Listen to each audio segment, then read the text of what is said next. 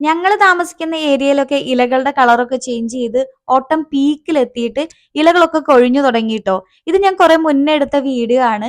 കഴിഞ്ഞ വർഷം ഞാൻ ഓട്ടം സീസണിൽ ക്യോത്തോയിലെ ഒട്ടുമിക്ക സ്ഥലങ്ങളിലും പോയിട്ട് ഓട്ടം പീക്ക് തന്നെ പോയിട്ട് അത്യാവശ്യം നല്ല തിരക്കുള്ള സമയമായിരുന്നു. നമുക്ക് നടക്കാൻ പോലുള്ള ഗ്യാപ്പ് ഉണ്ടാവില്ല. അതുപോലെയായിരിക്കും ഇവിടെ പീക്ക് സീസണിൽ.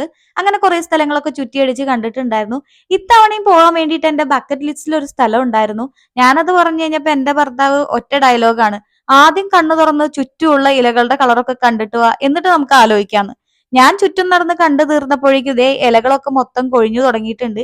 പീക്ക് സീസണും അങ്ങനെ കഴിഞ്ഞിട്ടുണ്ട്. ഡിസംബർ ഫസ്റ്റ് വീക്കിലായിരുന്നു ഓൾമോസ്റ്റ് പീക്ക് ഒസാക്ക ക്യോട്ടോ ഏരിയയിലൊക്കെ ഉണ്ടായിരുന്നത്. അപ്പാർട്ട്മെന്റിന്റെ മുന്നിലും പാർക്കിലൊക്കെ ആയിട്ട് ഒത്തിരി ചെടികളൊക്കെ ഉണ്ട്. നമ്മൾ വേറെ എവിടെയെങ്കിലും സ്ഥലത്തൊക്കെ പോവുകയാണെങ്കിൽ 1500 yen ഒക്കെ ടിക്കറ്റ് ചാർജ് കൊടുക്കണം.